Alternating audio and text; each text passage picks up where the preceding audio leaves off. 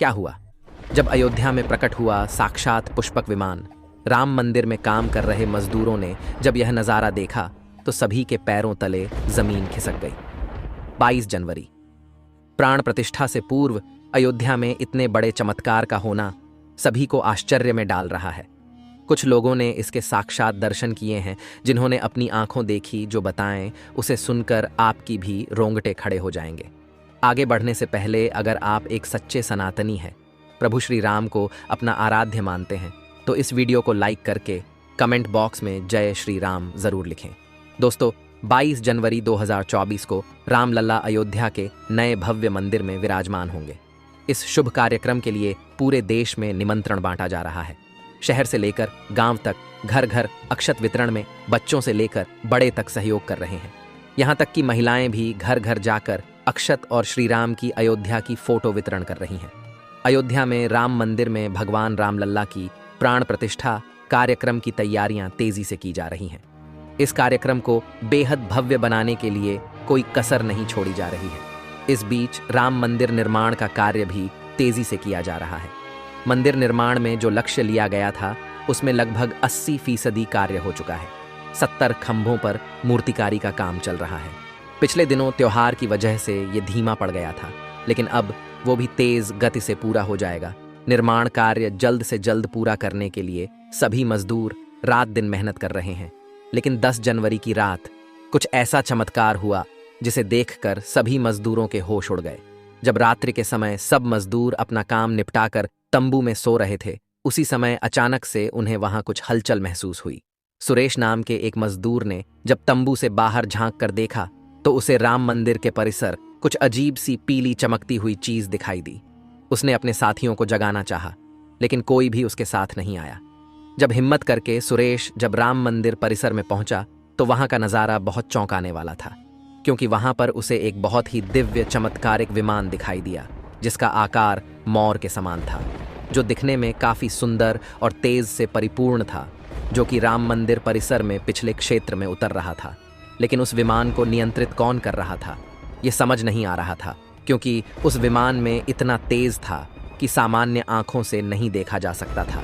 लेकिन समझ में कुछ ऐसा आ रहा था मानो स्वयं साक्षात भगवान राम पुष्पक विमान के माध्यम से अयोध्या में उतर रहे हों। सुरेश ने यह चमत्कार अपनी आंखों से देखा, लेकिन अचानक से ही वह बेहोश हो गया, क्योंकि वो उसके तेज को सहन नहीं कर पा रहा था। सुरेश जब सुबह उठा तो वो उसी स्थान पर मौजूद था और उसके साथ ही मंदिर निर्माण कार्य पूरा करने के लिए जा रहे थे। उसने सभी को रोककर रात्रि की सच्चाई बताई, लेकिन सभी उसकी हंसी उड़ा रहे थे। लेकिन सुरेश मन ही मन समझ चुका था कि प्रभु श्री राम अयोध्या आ चुके हैं। यह उसके लिए सौभाग्य था कि उसे इतना सुंदर दृश्य देखने को मिला, जहां शायद उसने साक्षात पुष्पक विमान के दर्शन किए थे, यानी कि प्राण प्रतिष्ठा से पहले अयोध्या प्रकट हुआ साक्षात पुष्पक विमान। दोस्तों, देश के अलग अलग हिस्सों में कई बार अजीब सी आकृति के विमान देखे गए हैं, जिनका संबंध कई बार तो एलियन के साथ जोड़कर भी देखा जाता है।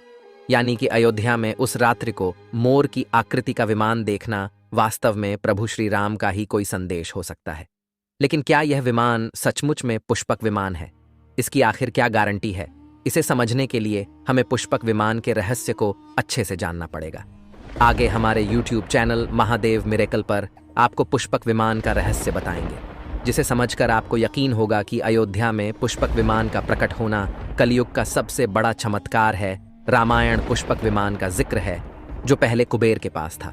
इसके बाद रावण ने उसे अपने सौतेले भाई कुबेर से लंका समेत बलपूर्वक हथिया लिया था। फिर रावण इसी के जरिए कहीं भी आता जाता था।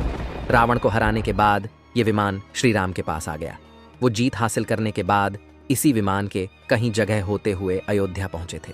रावण ने इसी के जरिए पंचवटी आश्रम से सीता का हरण किया था और उन्हें उस पर बिठाकर लंका ले गया था। कहा जाता है कि पुष्पक विमान आज के विमान की तरह था। पुष्पक विमान के जरिए रावण हवाई मार्ग से सफर किया करता था। रावण को मौत के घाट उतारने के बाद उसी विमान के जरिए प्रभु श्री राम, माता सीता और लक्ष्मण लंका से अयोध्या लौटे थे। रामायण में जिस तरह से पुष्पक विमान का जिक्र मिलता है, उससे तो यही लगता है कि ये आज के हवाई जहाज की तरह था, लेकिन तकनीक के मामले में मॉडर्न एरोप्लेन से कहीं आगे था। रामायण के सुंदरकांड के 7वें अध्याय में पुष्पक विमान के बारे में जानकारी मिलती है। पुष्पक विमान की आकृति मोर की तरह थी। ये अग्नि और वायु ऊर्जा से उड़ान भरता था। इसकी तकनीक इतनी उत्कृष्ट थी कि इसका आकार छोटा और बड़ा किया जा सकता था। कहा जाता है कि रावण अपनी पूरी सेना को साथ लेकर इस विमान से उड़ान भर सकता था। पुष्पक विमान अपने चालक की इच्छा के अनुसार गति पकड़ता था। ये मन की गति से उड़ान भर सकता था। विमान में बैठने के लिए कई आसन बने थे। पौराणिक कथाओं के मुताबिक युद्ध के बाद भगवान श्री राम ने विमान का पूजन कर ये दिव्य विमान वापस कुबेर को सौंप दिया। कुबेर ने पुष्पक विमान को भेंट स्वरूप प्रभु श्री राम को दे दिया, जिसके बाद इसी पुष्पक विमान से प्रभु श्री राम, माता सीता और लक्ष्मण अयोध्या पहुंचे। अब दोस्तों, कई हजारों सालों बाद एक बार फिर जब भव्य राम मंदिर का निर्माण हुआ है, तो प्रभु श्री राम अपने भाई लक्ष्मण और मां का सीता के साथ एक बार फिर से अयोध्या धाम पहुंच रहे हैं, वह भी अपने इसी पुष्पक विमान पर, जिसका नज़ारा वहां के मजदूर अपनी आंखों से देख चुके हैं। रामायण के प्रसंग में कहा गया है कि जब माता सीता को हरण करके रावण ले जा रहा था, तो रास्ते में जटायु ने अपने चोंच से रावण को चोट पहुंचाई थी। उस समय रावण पुष्पक विमान में ही मौजूद था। इसके बाद रावण ने तलवार से जटायु को लहूलुहान कर दिया था। जटायु घायल होकर जमीन पर गिर गए। जब सीता को खोजते हुए राम पेड़, पौधे और पक्षियों से पूछते जा रहे थे, तो रास्ते में घायल जटायु से मुलाकात होती है। मरणासन्न पड़े जटायु ही राम को बताते हैं कि रावण सीता को हरण करके किस दिशा में गया है। लेकिन जब साक्षात प्रभु श्री राम पुष्पक विमान में अयोध्या आ चुके हैं, तो भला उनके परम भक्त जटायु कैसे पीछे रह सकते हैं। अयोध्या में रामलला की प्राण प्रतिष्ठा से पहले जनपद की सीमा में गिद्धों का झुंड दिखाई दिया है। स्थानीय लोग इसे गिद्धराज जटायु से जोड़कर देख रहे हैं। वे इसे शुभ संकेत भी मान रहे हैं। मिल्कीपुर तहसील क्षेत्र के गांव धरोली में पिछले 10-12 दिनों से गिद्धों का झुंड वास कर रहा था। हालांकि उस गांव से गिद्ध उड़ गए हैं, लेकिन अयोध्या की सीमा में यहाँ वहाँ दिखाई दे रहे हैं। गांव वालों का कहना है कि पिछले 20 वर्षों से हम लोगों ने इलाके में गिद्ध नहीं देखे। अब जब राम मंदिर बन रहा है, तो इस गांव में लगभग 50 की संख्या में गिद्ध आकाश में दिखाई दे रहे हैं। उनमें से 10-12 गिद्ध गांव में ही सेमल के पेड़ पर वास कर रहे थे। गिद्धों के दिखने की घटना को ज्यादातर लोग राम से जोड़कर देख रहे हैं और शुभ संकेत भी मान रहे हैं। 22 जनवरी को होने वाले प्राण प्रतिष्ठा के समारोह में देश के प्रधानमंत्री नरेंद्र मोदी ने देश विदेश की कई महान हस्तियों को निमंत्रण दिया है। लेकिन आपको जानकर हैरानी होगी, नेपाल में भी कुछ विशेष लोगों को समारोह में आने का निमंत्रण दिया गया है। इसके पीछे का रहस्य जानकर आपके भी होश उड़ जाएंगे, क्योंकि नेपाल को भगवान श्री राम का ससुराल कहा जाता है। क्योंकि नेपाल एक समय पर जनकपुर धाम था, जहाँ के राजा थे राजा जनक, और उनकी पुत्री माँ सीता वहीं पर भूमि में से प्रकट हुई थी। जनकपुर धाम, जिसे मिथिला भी कहा जाता था।